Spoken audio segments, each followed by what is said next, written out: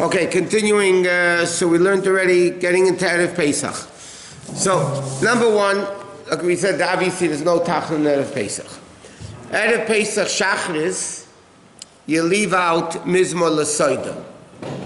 For Mizmor L'Soida, you leave out from Erev Pesach through the duration of Pesach. In other, even Chol HaMoed Pesach, you don't say Mizmor L'Soida.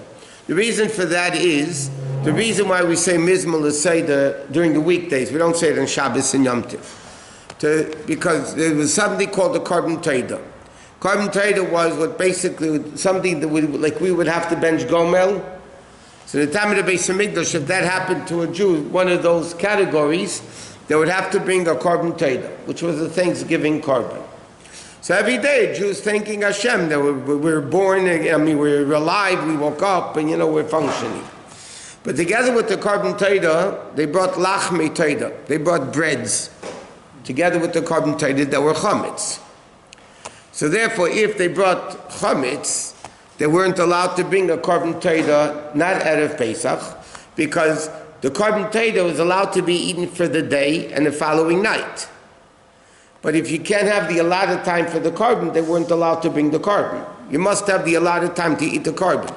So because the Korban Todah had chametz with it, and you can't eat chametz Erev Pesach into Pesach, so therefore halacha was you're not allowed to bring a Korban Todah Erev Pesach. The same way we don't bring it, they don't say it on Shabbos and Yom Tov, because a personal korban was not allowed to be brought on Shabbos or Yom Tov, because you can't desecrate Shabbos. So therefore Korban Todah was not brought Erev Pesach. It wasn't brought either also on Pesach.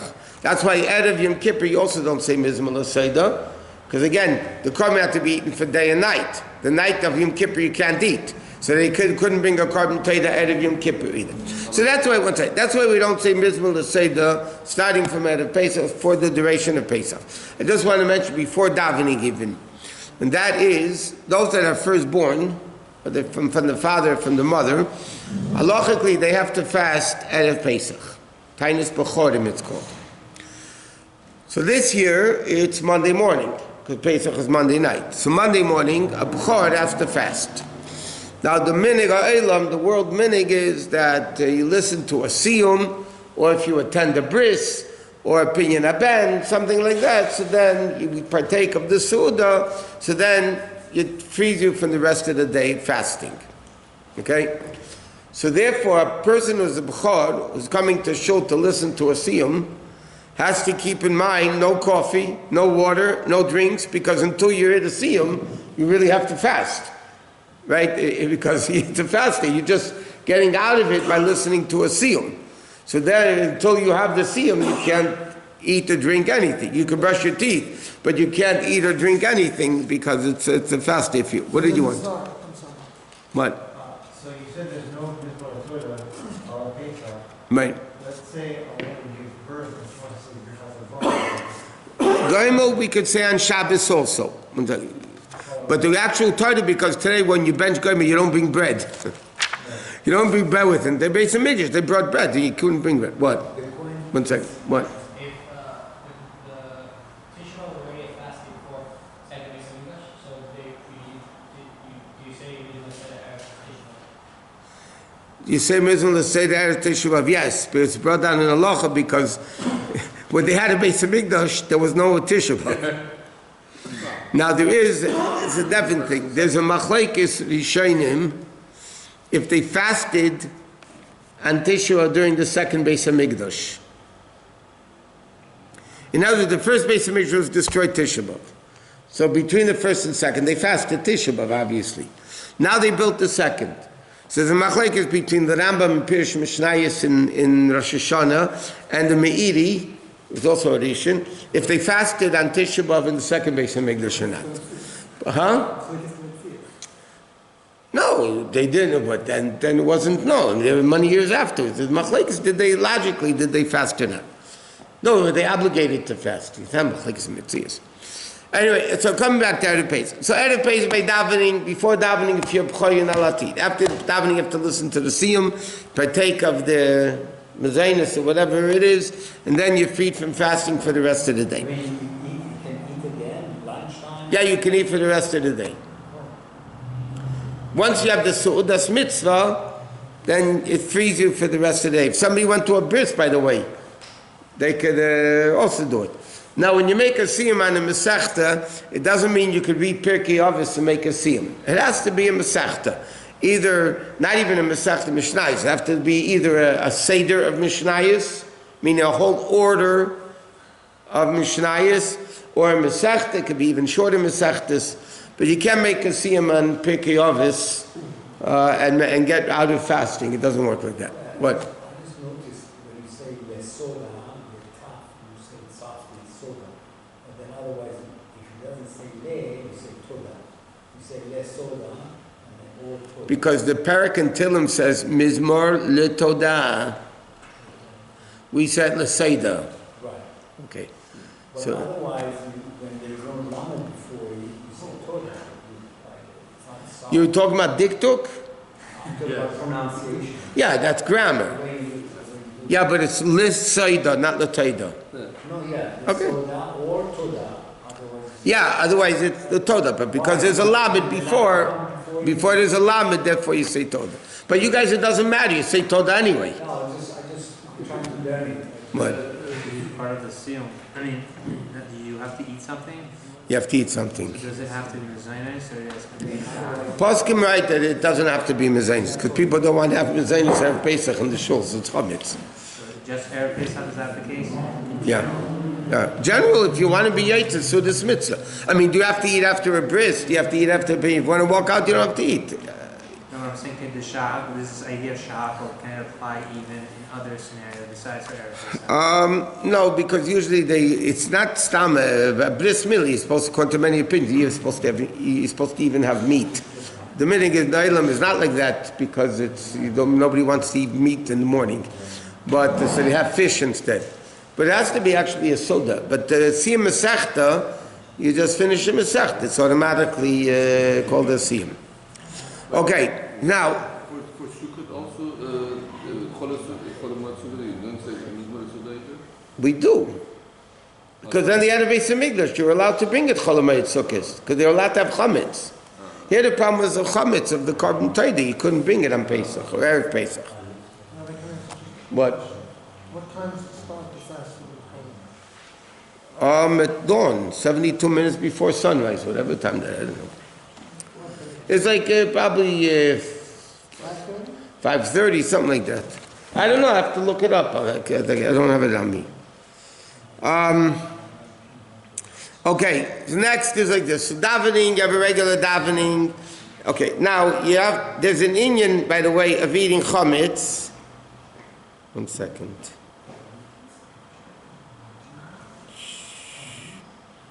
Uh, 14th. Alaysa Shachar is 5:01. You can eat until 5:01 in the morning. Hello? I have a Pesach. Okay. What? Okay, so now, Erev Pesach, you can eat chametz. Where's no Pesach newsletter? Bring me the Pesach newsletter. No, it should be, it's in the back for sure. Anyway, I think it's 10:43, something like that. I'm not sure. I'll tell you in a second. But that's only LA times. Now, it's brought down in Svarim, by the way, an interesting thing. The Rabbi Rashab also said this. There's an inyan of eating chametz in Erev Pesach. Davki is eating. No, you can eat chametz until 10:39, and chametz has to be sold and burnt by 11:45. That's LA time, according to the Alter Rebbe's opinion. 10:49 a.m. 45 a.m. That's when you have to burn the chametz, finish nullifying the chametz and everything. But there is an inyan brought down in Svarim. When you try to burn something that doesn't burn, with fuel on it and still doesn't. So you don't wrap things in aluminum No, foil. of course not. It's the most perishable thing you can find. It still doesn't sometimes burn.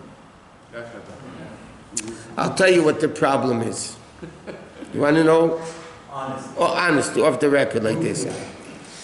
When you burn the inner chametz, then the outer chametz burns easily. If you don't burn the inner chametz properly, then the outer chametz doesn't burn properly. I'm talking to myself. I'm in deep trouble. I'm talking to myself. When you have this time, it means you have to be busy doing it from that time on, or it has to be done by that time? What? 11:45. The chametz has to be burnt up, or Chametz has to be completely burned, completely bittled. You can't do bittul after you can't be looking 11:45. for a fire at 11:45 or 11:30. No. 40 for that reason. No, you can't daven shachris that day 12:30. In other words, unless you do bir chametz before shachris. That's simple. But Do you know if there's going to be a community water burning? I don't know. I don't know. I don't know. Seriously, I don't know. Okay. Now, when you finish eating the chametz, by the way, you have to make sure there's no chametz left in your teeth. So you're supposed to really have your floss or brush your teeth to make sure there's no chametz left, because you can't. That means you have to go to check the pocket to make sure that just no chametz around. Now, we discussed this already. According to halacha, it's forbidden halachically to eat matzah out of Pesach. Now, our minig is already from Purim. We don't eat Pesach dika matzah. Chametz dika matzah you can eat until Erev Pesach, because it's not chametz. It's not matzah, it's bread. So chametz dika matzah you're allowed to eat. Now, also. From last week. I have matzah in my cereal from last week. Pesach dika matzah. Yeah. Well, Allah, I don't know what your custom is, 2 weeks or a month, but at a Pesach for sure you can't eat any matzah which is kosher to Pesach. Can you use the last year's matzah? For Pesach? Yeah. Yeah. Huh? As long as it wasn't together with chametz, if you kept it in the boxes, let's say, Pesach dika matzah, why not? By the way, it doesn't taste bad, by the way. It's not. By the way, on Yom Tov you could do something else. What some people do, they want to crisp up the matzah. They put it into a matzah, the Pesach oven, right? So you put the matzah in there, heat it up, I don't know, for a very short period of time, and it becomes crisp, becomes fresh again. Yeah. People, you're allowed to do that on Yom Tov also if you want. Cholamer Yom Tov, you can't turn on the fire, but you... Water on it. What? We put water. Yeah, but we don't put water on the matzah. You're looking forward to the matzah, the knedlich, the matzah balls. Okay, it's also a Chabad custom, this is not halacha, it's Chabad custom, that any of the ingredients of the maror and the charesis, we don't eat from Erev Pesach in the morning until the sandwich at the end, after the kairach of the second Seder. When you say yochluhu, yeah. So then you can eat now what does that mean? According to Chabad custom, the maror includes horseradish or romaine lettuce. So we wouldn't eat that out of Pesach. Not even besides the maror that you eat the first night, we wouldn't eat a salad made out of romaine lettuce. And that's as far as the maror goes. As far as the charesis goes, so our custom is we put a few things we don't put anymore, but we put apples and pears and nuts, and then we add a little bit of wine. So any of those things we won't eat. In other words, we won't snack on an apple out of Pesach in the afternoon, or they wouldn't make applesauce for the first Seder dessert or the second day lunch, but for the second Seder, it's after the sandwich. But that's again, Chabad custom, it's not halacha. So no grain, for example, like if you're going to have gefilte fish at dinner, no grain with it? No. Again, it's the Chabad custom, it's not halacha.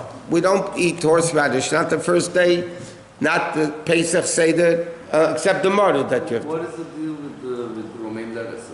Can it be any kind of other lettuce, or could it be any other thing? Some people use endives. One opinion says you can iceberg lettuce, but generally speaking, the minig is they use romaine lettuce. Because romaine lettuce, the longer you leave it in the ground, the more bitter it gets. In fact, according to the Mishnah, romaine lettuce, when the Mishnah mentions the 5 things that are kosher for maror, romaine lettuce comes before horseradish. But our custom is we use both. Primarily romaine lettuce, and we use a little bit of horseradish. The only one that used to use a lot of a horseradish the Rebbe used to make a solid ball at the Seder. Before he took Mara, he made a, but they had very strong horsemen, not like here, it's worthless here. But they would make, the Rebbe would make a packed solid ball. Yeah. And he would and put it in between the romaine lettuce, and he ate it. That he ate a lot of. Matzah he didn't eat so much of, but that he ate a lot of. What? I heard that anything that you're going to eat at the Seder night. That's not true. There's no such custom. It's a Baba Maisa. What? How chicken was going inside? He asked it. He said anything from the Seder plate we don't eat. What kind of don't eat And roasted meat, we'll get into it. You can't have roasted meat both nights of the Seder. Not meat and not chicken. It's called roast. If you have a pot roast, in halacha it's called slikeder, so the Alter Rebbe calls it in Shulchan Aruch. Slikeder that doesn't have any liquid. In other words, if you take a brisket or chicken and bake it in a pan or roast it in the pan without any liquid in it, you're not allowed to eat it both nights of the Seder. Not chicken, not meat. This is in Shulchan Aruch, nothing to do. But if you add a little bit of liquid, then it's fine. It's not a problem. Okay.